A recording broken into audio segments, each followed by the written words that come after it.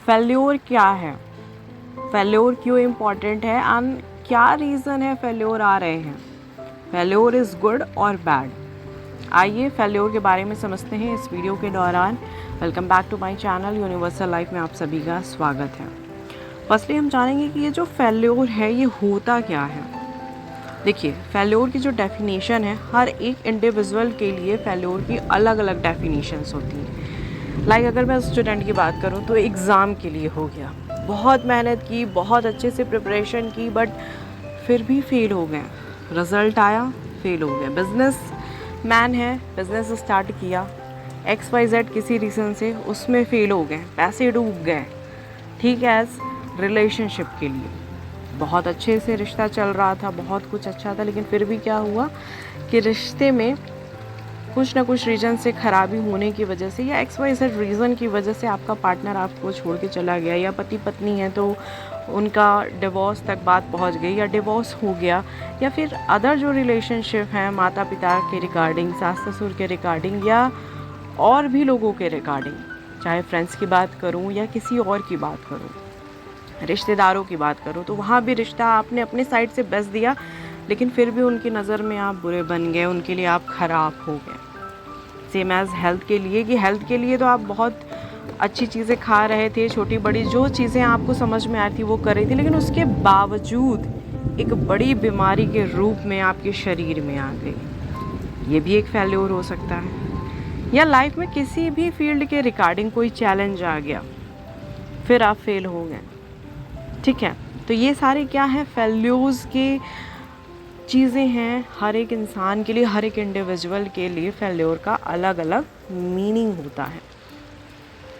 अब ये जो फेल्योर है उसका रीज़न क्या है, तो रीज़न भी देखिए, हर एक इंडिविजुअल के लिए रीज़न भी अलग अलग होते हैं, क्योंकि हर एक पर्सन अलग है, उसकी सोच अलग है, उसकी दिनचर्या अलग है, उसकी कार्यशैली अलग है। ठीक है, अब जो बच्चे हैं, स्टूडेंट हैं, एग्ज़ाम के लिए उन्होंने बहुत मेहनत की, बहुत पूरा अपने आप को झोंक दिया, ठीक है, लेकिन फिर भी वो कहीं ना कहीं फेल हो गए। अब उन्हें बड़ा दुख हो रहा है, वो बड़े टेंशन में हैं कि अब मैं क्या करूं, मतलब उनको ये लिए क्या है ना कि बस रिज़ल्ट ओरिएंटेड हो जाना, रिज़ल्ट आ जाना ही सब कुछ था, बट अब फेल हो गए तो अब समझ में नहीं आ रहा है। तो फर्स्टली यहाँ पे मैं बता दूँ कि एक टाइम था, 2018 की बात है, कि मैं बहुत प्रिपरेशन करती थी। लाइक सुबह मैं 3 बजे से उठ के रात के 10 बजे तक मेरी पढ़ाई चलती थी, बीच में थोड़ा बहुत ब्रेक लेती थी, अदरवाइज़ मैंने अपने आप को पूरी तरीके से झोंक दिया। इतनी मेहनत, ठीक है, 2018 से लेकर 2021 तक खुद को झोंक दिया और बहुत मेहनत की, फिर भी मैं हर एक एग्ज़ाम में लगभग फ़ेल हो जाती थी। कभी कुछ कम मार्क्स की वजह से, कभी किसी चीज़ की वजह से, कभी कुछ ना कुछ रीज़न ऐसा आता था कि नंबर 1-2 नंबर की वजह से, 4 नंबर की वजह से मैं फ़ेल हो जाती थी। अब इसका आंसर क्या है, अब आप मेहनत कर रहे हो, सब कुछ कर रहे हो, लेकिन उसके बावजूद फेल हो जा रहे हो, तो कहीं ना कहीं आप चाहते थे हो पास होना एग्ज़ाम में, बिज़नेस में, रिलेशनशिप में, या किसी भी चीज़ में आप सक्सेस चाहते हो, but due to some of the negative strategy, आपने एक सही स्ट्रेटजी बना के फॉलो नहीं किया, सही चीज़ों पे फोकस नहीं किया, कुछ ना कुछ कमी हो गई। या हम कभी क्या क्या होते हैं कि बहुत ज़्यादा निगेटिव सोच लेते हैं कि अरे मैं एग्ज़ाम में पढ़ाई तो कर रहा हूँ, पता नहीं ये आएगा कि नहीं, ये चीज़ें होंगी कि नहीं। सेम एज़ बिज़नेस के लिए हम सोच लेते हैं कि मैं पैसे तो लगा रहा हूँ, स्टार्टअप कर रहा हूँ, बट ये चीज़ें अच्छी जाएंगी कि नहीं। मतलब हम क्या होते हैं कि कहीं ना कहीं हम अपने मेंटली जो सोच है उसकी वजह से भी निगेटिविटी डाल देते हैं, जिससे कि हम फेल्योर्स को फेल करते हैं। अब आपको लग रहा होगा कि अरे भाई हम तो मेहनत कर रहे हैं, हमारी मेंटल हेल्थ की वजह से या मेंटल थिंकिंग की वजह से हम कैसे फेल हो सकते हैं। देखिए, जितना फिज़िकल एक्शन इम्पॉर्टेंट होता है ना, उतना ही मेंटल एक्शन इम्पॉर्टेंट होता है। इवन मैं अगर बोलूँ ना, तो फिज़िकल एक्शन से ज़्यादा इम्पॉर्टेंट आपका मेंटल एक्शन होता है। चाहे आप एग्ज़ाम की बात कीजिए, बिज़नेस की बात कीजिए, हेल्थ की, रिलेशनशिप की, वेल्थ की, या XYZ कुछ भी हो। ठीक है, अगर आपने थोड़ी सी भी निगेटिविटी डाल दी है ना, तो फिर वो बोलते हैं ना, एक बीज अगर आपने डाल दिया, सोच क्या है, बीज की तरह काम करता है। तो अच्छा सोच रहे हैं तो डेफिनेटली अच्छा ही होने वाला है, लेकिन अगर आप बीज निगेटिविटी का डाल रहे हैं, गुस्से का डाल रहे हैं, डर का डाल रहे हैं और भावनाओं में बह के बस निगेटिव चीज़ें ही सोच रहे हैं। अब जैसे मैंने एग्जांपल दिया कि 2018 से 21 तक मैं पढ़ाई तो बहुत कर रही थी, मेहनत तो बहुत ज़्यादा ही कर रही थी, लेकिन फिर भी क्या है कि मैं फ़ेल हो जा रही थी। क्यों? क्योंकि मैं कहीं ना कहीं बहुत ज़्यादा निगेटिव सोच रही थी। मेंटल जो मैं चीज़ें डाल रही थी वो निगेटिव ज़्यादा डाल रही थी। ज़्यादा नहीं, मतलब बोल सकते हैं कि हाँ, जब फ्री होती थी या पढ़ाई करती थी तो डर जाती थी।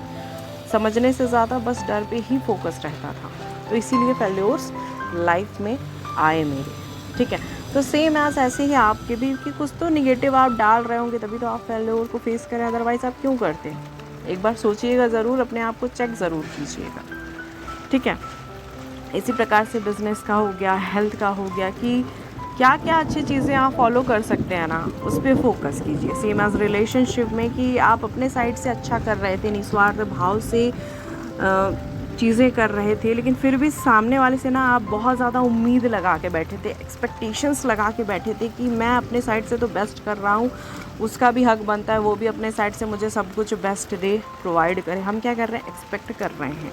हम रिज़ल्ट ओरिएंटेड हो जाते हैं कि हमें भैया रिज़ल्ट चाहिए। कोई भी काम शुरू करेंगे, एग्ज़ाम हमको पढ़ाई करनी है, एग्ज़ाम के लिए हमने प्रिपरेशन शुरू की, तो हम पहले ही रिज़ल्ट विजुलाइज़ कर लेते हैं, रिज़ल्ट अपना देख लेते हैं कि नहीं नहीं क्लियर करना है, एनी हाउ मुझे रिज़ल्ट में इतने मार्क्स लेके आने हैं। लेकिन हम वो जो बीच का एक्शन है ना, वो कहीं ना कहीं नहीं ले रहे होते हैं या सही नहीं ले रहे होते हैं, तभी हम फेल होते हैं। इसी तरीके से आपकी हेल्थ के लिए होता है, ठीक है, सेम एज रिलेशनशिप के लिए होता है। यही सारी निगेटिविटी ही आपको पीछे लेके जाती है, आपको फेल्योर्स दिलाती है। मैं यहाँ पे एक बात बताना चाहूँगी कि निस्वार्थ भाव से अपने साइड से अपना काम कीजिए, किसी से कोई उम्मीद मत कीजिए। अगर रिलेशनशिप में है तो अपने साइड से अपना अच्छा दीजिए, अपना बेस्ट दीजिए, बाकी सब सामने वाले पे छोड़ दीजिए। उसे अच्छा लगे वो रहे, नहीं अच्छा लगे वो चला जाए, doesn't matter. Same as health के रिगार्डिंग कि अपने साइड से अपना बेस्ट डालना है, अपनी चीज़ें अच्छी करनी है, अच्छा खाना है, थोड़ा बहुत योगा करना है, एक्सरसाइज करना है, एंड सबसे ज़्यादा मेंटली फिट रहने के लिए मेडिटेशन तो हर दिन 10 to 15 मिनट्स करना ही करना है। It's compulsory. मैं लगभग हर वीडियो में बताती हूँ कि मेडिटेशन ज़रूर करें। सो मेडिटेशन ज़रूर करें अपने हेल्थ के लिए, अपने मेंटल स्टेट के लिए, ये बहुत ज़्यादा इंपॉर्टेंट है। एंड मेडिटेशन करने से आप फिज़िकली भी फिट रहते हैं, वेल्थ भी आपका अच्छा होने लगता है, रिलेशनशिप भी अच्छे होने लगते हैं, मतलब हर एक बेनिफिट्स आप मेडिटेशन के थ्रू उठा सकते हैं। ओके, तो मैंने बताया कि आपको क्या करना है, फुल्ली सरेंडर करना है। चाहे आप किसी भी चीज़ में किसी भी फील्ड में काम कर रहे हो, लाइक स्टूडेंट हैं तो एग्ज़ाम के रिगार्डिंग, बिजनेसमैन हैं, या फिर हाउस वाइफ ही हैं, या फिर किसी रिलेशन के रिगार्डिंग आपका कुछ इश्यू चल रहा है, तो सरेंडर भाव से काम कीजिए, अपने साइड से अपना अच्छा दीजिए। सामने वाले से बिल्कुल भी कोई भी एक्सपेक्टेशन नहीं रखनी है।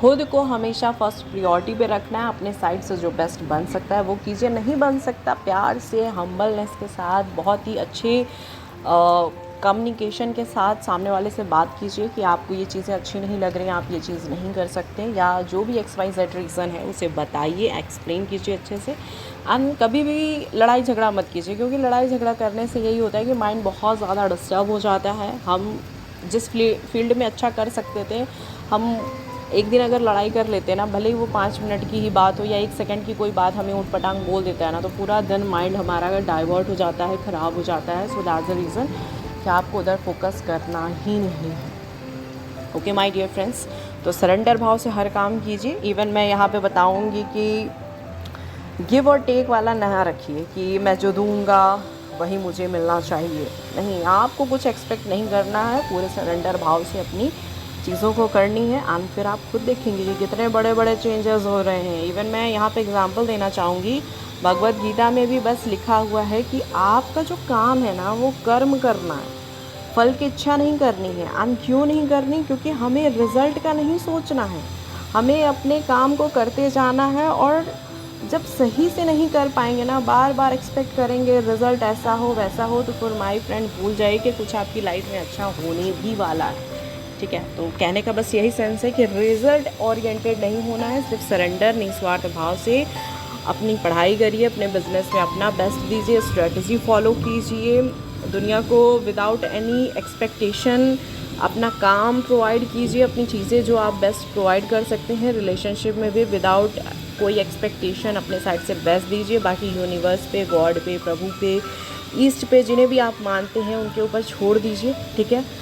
एंड हेल्थ के रिगार्डिंग भी आप मेडिटेशन करिए, मेडिसिन्स लीजिए, दवाएं लीजिए। जो भी बीमारियां हैं ना, उस बीमारी को आप खुद भी हील कर सकते हैं। तो खुश रहिए, अच्छा सोचिए, अच्छी चीज़ों पे फोकस कीजिए। वाटर टेक्निक आप कर सकते हैं हेल्थ के रिगार्डिंग, वेल्थ के रिगार्डिंग, या जिस भी चीज़ के रिगार्डिंग आप इशू फेस कर रहे हैं। ऑलरेडी मैंने अपने चैनल पे अपलोड कर रखा है कि आप कैसे उस वाटर को बहुत ज़्यादा एनर्जेटिक बना के यूज़ कर सकते हैं अपनी लाइफ में जल्द से जल्द रिज़ल्ट पाने के लिए, ठीक है। ओके माय फ्रेंड्स, तो अब आगे बढ़ते हैं कि ये जो फेल्योर है ये हमारे लिए अच्छा है या बुरा।